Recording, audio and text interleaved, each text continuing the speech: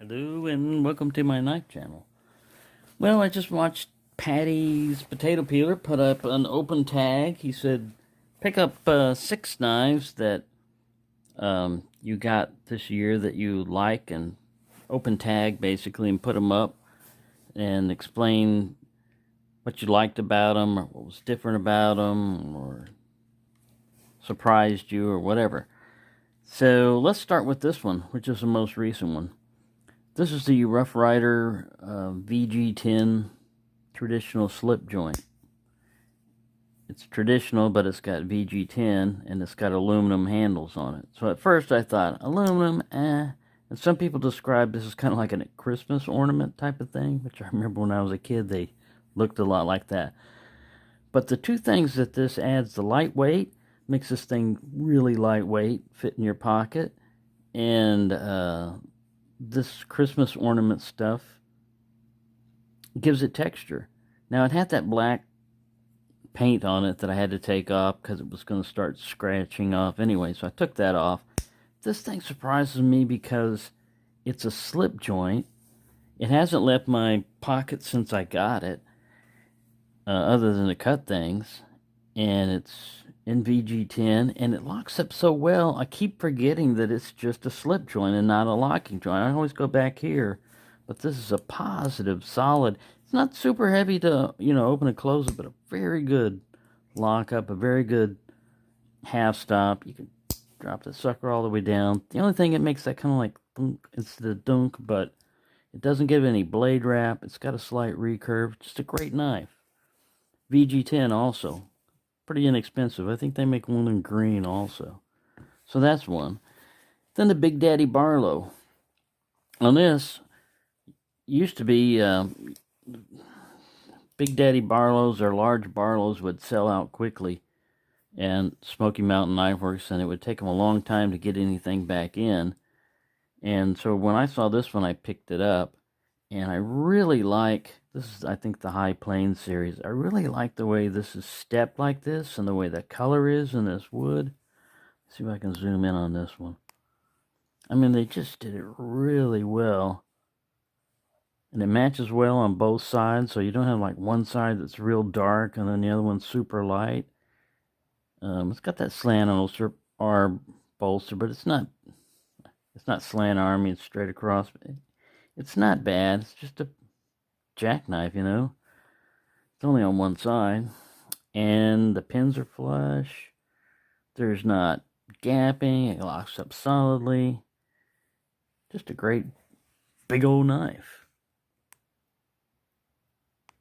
I'm going to zoom back down. So that's that one. We'll put that one aside.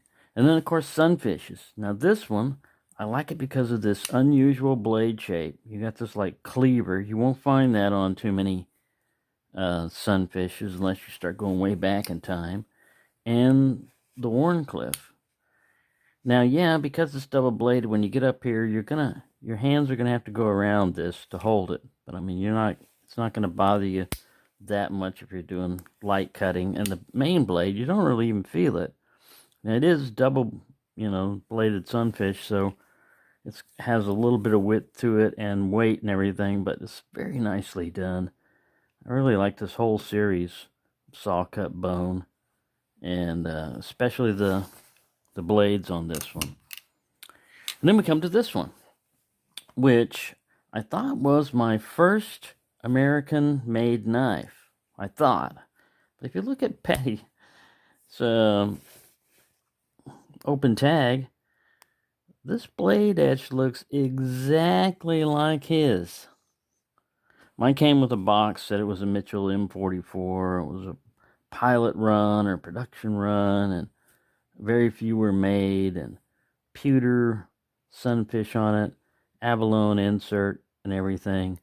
And I had noticed some fit and finish issues with it a little bit, but it's not bad.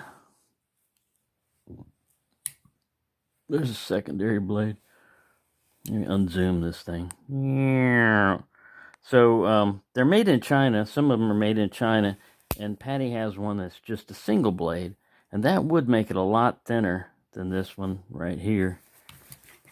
I'll just give it to you in centimeters, but this is a little over 1 centimeter wide, and a single blade probably be like half a centimeter.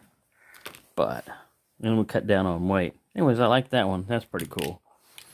Then this is the Backwoods Bushcrafter. You can see the same kind of saw cut bone type of stuff. Zoom in here. This one also has some very nice coloration. I like the brown dye they put on the bone and everything to make it look like wood or aged. This backside is a little bit darker, but it's not bad. And of course we got a big, this is like a black wash finish on it. And of course it's stainless steel 440A. It's a liner lock. Goes all the way over, but that doesn't bother me on these type of locks because it's already over to the side. It can't go any further. So it's, with a normal liner lock, you want, your engagement to be like right about here or so when you first get it. So if it could wear in, they're usually slanted on this so that it gets tighter when it goes over there. But if it goes too far, you see how that engagement is getting just a little bit of it. It's good enough for what it's doing, but you would get a more complete engagement, like right there or whatever. Anyway, it's not going to hurt it. This is a huge thing. It's got a double match strike pole on it and copper bolsters, and yeah, a little patina and everything else. And of course, last but certainly not least is the Rough Rider Reserve, which got me into paying more than $15 or $20. This one was like $25 or $30, so it was a little bit more expensive. But yeah, usually these are less than $20. This one was $60, and I mainly got it because of the swell center and the big main blade like that, kind of a spear point. These are stuff I put on there from sharpening it. But D2, the RRR003. Mine doesn't get, some of them are getting a blade wrap on there, when they're dropping it like that. They would leave a dent in them. Mine, I think, had a minor one somewhere around here. And it was so minor that all I had to do was just sharpen it. But if you get one that goes all the way in and makes it, like up to almost up to here, you're going to have to either take some of the material off of the liner in there, or I would just send it back and get another one. Right now they're out of them. And the way they said with these Rough Rider Reserves is once they're out of them, they're out of them. They're not going to make any more. They'll make them maybe in a different handle material. You might see this pattern again, but not exactly like this. So I thought that was kind of cool, and that broke me out of the spell of not being able to or not wanting to spend more than $20 on a traditional knife. I really like the way the finish is on this one and the materials, and yeah, I wouldn't mind having a GEC or even a case if the case was all right. I wouldn't want to get a case and have worse fit and finish than, say, a $15 Rough Rider. So there you go. That's my response to the open tag of 6 knives. And I'm kind of doing this anyway. I'm just going through and looking at knives that I picked up this year and ones that I liked and what I like about them and stuff, because I really can't narrow it down to just one traditional knife that's my favorite of the whole year. I could do that with a flipper. I've already showed you. I could do that with a flipper. Boom.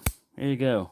Favorite flipper of 2020. It'd probably be his favorite flipper of 2021. And you can just keep on adding years until this thing gets lost or I croak. So, thank you for watching and have a nice day.